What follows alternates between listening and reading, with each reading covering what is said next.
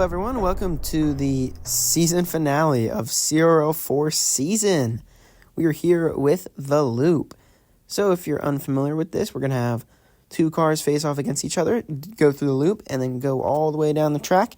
Whoever finishes first by going through the divider, or I guess the merger, wins. And if both cars, if cars fail, it's whoever goes furthest wins. And they must cross the plane of the loop. If they don't do the loop, they don't win. So we're going to kick things off with double shot versus generator, and generator flies off. Double shot is going to score a quick point there. There's the merger. So whichever car is the furthest on this track basically will win, because whichever car goes through first will be further. So Alex kicking things off with a strong start. Pterodactyl going all the way to the finish and scoring the second point for Alex here. Honestly, if I'm Connor, I'm hoping for a loss. This would be pretty good for Connor, because that would solidify a pretty high draft position. But he's going to strike with Maelstrom, getting him a point. So, good for Maelstrom. Probably bad for Connor in the long run, but still Connor's basically guaranteed a first to fifth draft pick. But Econ's going to nail it in. Alex is going to finish his season 10-4. That's a pretty impressive record, and we're going to see him next week in round one of the playoffs. So that'll be pretty exciting. So that is the last we'll see of Connor this season, and this is going to be the last we're going to see of both these teams, Brendan Chrisman and Landon. It's the last ever race for Brendan Chrisman as he's being replaced. And then Landon, we'll see him next season, but this will be his last race of the week. We might see some of his cars show up in the All-Star game. Burgermobile might show up in the finale of the whole season with the All-Star game. So I don't think this is the last we'll see at Burgermobile. We'll have to see. You never know. He might make the 10-car roster, and what the heck. So Locust switches tracks and obstructs Burgermobile's view here. So, yeah, essentially, Brendan Chrisman's record, whoever replaces him, which has already been confirmed, as we stated, past 3 weeks, will get that draft position that Brendan Chrisman has established for him. And luckily for this person, Brendan Chrisman's record is pretty terrible. But yeah, so Exhaust and Gotham, and Exhaust is going to get the win. So last we'll see of this team. Who knows? It's probably the last we'll see of that gray color. And Landon, we'll see you next season. Hopefully you can finally get your revenge for that CRL2 finals. Next up is Braden versus Brendan Monahan. Brendan Monahan struck last week with a win over his divisional rival Emily, but Braden is just hoping to catapult himself with a strong motivation to keep going with a higher playoff seed. Maybe I don't know if he can get a higher seed now that Alex has ran its course, but he is hoping to get his eighth or ninth win of the season, and that would put him higher than any amount of wins he's ever scored before. His highest before was 7. So ninth win would be pretty impressive. Mario versus Pinstripe. Pinstripe catching up, and Pinstripe barely finishes ahead of Mario. So Brendan Monahan's going to go 6-8 on the season. He's no longer 6-7. And then Braden, I believe that is 9-5. So good for him. We'll see him next week. Next up is another divisional matchup here, Ashland versus Drew. Unfortunately, this is not for the division anymore, as Ashland kind of slipped behind with losses to Colin and maybe Brendan Monahan. I don't remember. I know she lost to Colin. Oh, Colin and Connor in special weeks, obviously. So Ashland strikes first over Cosmic Coupe, and Rosalina are going to go up against the Nuke. These two teams were neck and neck. We're both at the same record. Rosalina's head falls off, and Nuke finishes. I don't think Rosalina was able to keep accelerating without a head. But these teams were neck and neck, and honestly, I thought this week would be the decider for that. But at this point, Drew has already taken a lead ahead, has only lost once, and I don't think he's planning on losing again. Not this week, at least. But yeah, so we'll be seeing Ashland next week and Drew in 2 weeks, because Drew is going to get himself a bye. Celestial versus Han Solo. They're neck and neck, and Han Solo barely gets ahead. That's kind of kind of how this season went for these two. So we'll see you guys in the playoffs. Good luck in that. Drew's going to take the win, though, and going 13-1, a very impressive record for the season, his best record for regular season so far. All right, this is a very important matchup, Emily versus Peyton. Emily needs the win here for any chance at the CRL playoffs. If you've been on the Instagram, you know that this is a must-win scenario. So we're going to kick things off with Scorpio versus Ultima. So if Emily wins this and one of the Abby and Luke loses, then she will make the playoffs. Ultima kicking things off at the point for Peyton. But if she loses, she's guaranteed no spot. But if all of them win, then she's also guaranteed no spot. So she needs a win and a loss from either Luke and Abby this week. And she's going to tie things up with Daisy almost falling off the track there, but just barely makes the divider. Good for Daisy. Tying things up 1-1. Let's see what Banana can do. Banana versus Lakitu, the battle of yellow. So down they go, and Banana doesn't have enough speed to even go through the loop. That is unfortunate. Lakitu scores another point. This is going to be a scary season on the line here. 1 point away from disaster. Tsunami versus Mariachi, and none of them crossed the plane. I mean, that car's not on, and luckily for Emily, Mariachi did not cross the plane, so that's going to be a DNF from both of those cars. And now it's Emily's chance to force this into overtime. So, Turtle versus Radon. Let's see if Turtle can save the season. And he does. It's going to go into OT now. We're going to see Daisy versus Ultima, and then Turtle versus Lakitu. All right, into OT. This is one way to continue your season. This could be big for Emily.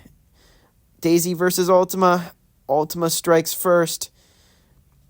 Peyton's up by 1. Emily's going to need to force this into double overtime to save her season. Turtle versus Lakitu. Is this the dagger?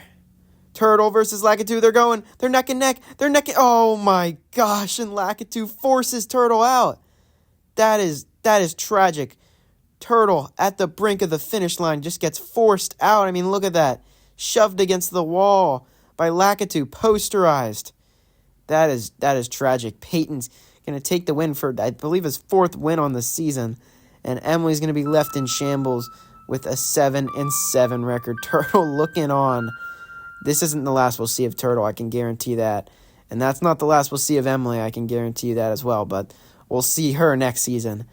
All right, 2 playoff teams. This is a very likely playoff matchup. Parker versus Colin. We're going to kick things off with Diddy Kong versus Porto. Both these teams already guaranteed playoffs. Colin clinched last week. Parker was the first to clinch after winning his very difficult division. But, I mean, Parker's looking to solidify himself with a good record. I mean, honestly, everyone thought Parker was a fraud. But, I mean, Colin's coming out swinging. But Parker, I mean, is guaranteed 8-5. Pretty impressive. He was 5-5 for a little bit. So, he was undefeated these last few weeks. And Rex is going to kick off a comeback here with 1 point for Parker. But, yeah, I mean, Parker got a win over Luke, which, I mean, is a playoff team now, so that's pretty sick. So Luke and Abby are going to be making the playoffs regardless of what happens. So, I mean, all these other races are just strictly for seeding. If Luke gets the win and Abby loses, then Luke will be ahead of Abby in seeding. And if they both lose, I believe Abby will be ahead in seeding due to that point scored. And Parker leads a comeback, and he's going to go 9-5 on the season. I believe Colin also is going to go 9-5. So our 2 9-5 teams, that's going to be interesting for seeding. We'll see how that affects everything. Isaac versus Kian. I mean, pretty sure Isaac is almost guaranteed a first round bye here with losses from Ashlyn. I mean, Alex won, but Isaac's already 11-2, I believe. So he's going to strike first with Magnum. So I think he's pretty much guaranteed the 2nd seed here. But yeah, we won't be seeing Kian until next season after this. Locomotive is going to strike again. This is one way to send off a team into their off season. Dino Force versus Noir. Let's see what these guys can do. They both hit the loop, and Noir kicks ahead and is going to score a point for him. Good for Noir. I don't know. This could be a late comeback. We've seen a lot of Isaac's losses come to a comeback. I mean, those losses to Ermine and Alex, which were his only 2 losses, came down to a comeback. But I mean, this isn't going to be a loss. But Isaac is going to get the win, propel himself to 12-2, and guaranteeing himself the number 2 seed. We'll get a full look at that playoff bracket at the end here. Still got a few more matchups. We're going to have Lane versus Abby. Now, what would have been a very intense matchup considering if Emily would have won her matchup? This is a pretty mellow, mundane matchup. I'm assuming Abby's cars are going to be taking a little rest here because it doesn't really matter. But Lane strikes first with Gas Monkey. So, I mean, I guess we'll never know. I mean, I can't tell if they're trying or not. I don't know if they've gotten the news. I don't know if they know about their circumstances. But either way, Pinball is going to fly into the ending there and scores over Abstract. I'm surprised Abstract did not tip over and fall. Good for him. Stego versus Blitz. Let's see what they can do. Oh, and Blitz gets denied. I was going to say, we've been seeing most of the cars get the loop done, but that was not it. That was not it for Blitz. Senator versus Beetle. This could be a big win for Lane, but this would honestly screw up his draft position. Beetle gets flung a little bit, sticks on the track to keep that point for Abby, tying things up. I mean, even if Abby loses this isn't a very stressful matchup because, I mean, this isn't like decisive of whether or not you would beat Lane in a normal matchup. Obviously, it takes some amount of skill, and you can't just blame it on luck for why you lose to these teams because they have a better built team for a certain week than you. So, I mean, Lane gets, I believe that is his 3rd win on the season. Over Abby, it doesn't really matter because Abby's still making it to the playoffs. But if Luke records a win, Abby will be the number 6, and Luke will be the number 5, which would have Luke going up against, I believe, Colin, maybe? Yeah, I believe Colin. So Blake versus Ben Cressman, a divisional matchup between 2 eliminated teams. This is for a better draft position, I think. So whoever loses this gets the better draft position. But maybe Blake's just trying to prove something here, tying things up with Wario. And this is Cyan here. Cyan and Shy Guy used to actually be teammates before Cyan was ditched. And he gets his little revenge there. Before he was ditched, Drew became a CRL champion that season. Might have been because he ditched just Cyan and Red Baron for Rex in the nuke. Retrograde versus Luigi, and Blake's going to hammer it in for a similar record to Ben Cressman, but the tiebreaker over him. So Ben Cressman's going to get a better draft position than Blake, but I mean, Blake gets the win. So it's always fun to get a win over your divisional opponent, you know? I mean, Ben Cressman's probably just going to take the first Mario character that's available. So former divisional rivals Ermine and Caleb facing off. Propulsion versus Mach. Caleb's going to strike first with a Mach victory. Caleb's pretty much guaranteed himself the number 1 seed at this point. I think the only person who can take it from him is maybe Grant, but I mean, he's 11-2, hoping to go 12-2.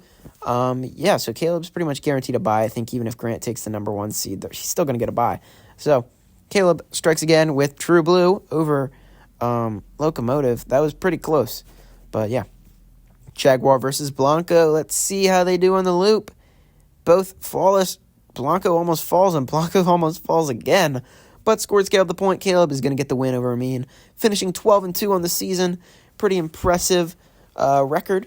I mean, I think he would have lost a little more, but he replaced Fiat halfway through the season. But, you know, good for him. Good luck in the playoffs. We'll see him in 2 weeks. Grant versus Micah. I believe now we will be seeing Grant with a bye. I think he has secured his division and secured the lead over Parker and them. I think he still needs a win, though, so we'll see. Bubble versus Flamebit, and now Flamebit is going to tie things up for Grant versus Micah, so yeah, it's interesting. Emu versus Zombie, Micah's new addition, Zombie. I think Micah would have been doing a lot better if he would have replaced Aristocrat sooner through the season, but I mean, at this point, it's too late. Micah's going to get a decent draft pick. I believe he's 5-8 right now.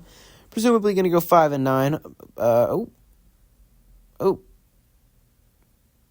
That's not going to count. None of the cars have crossed the plane.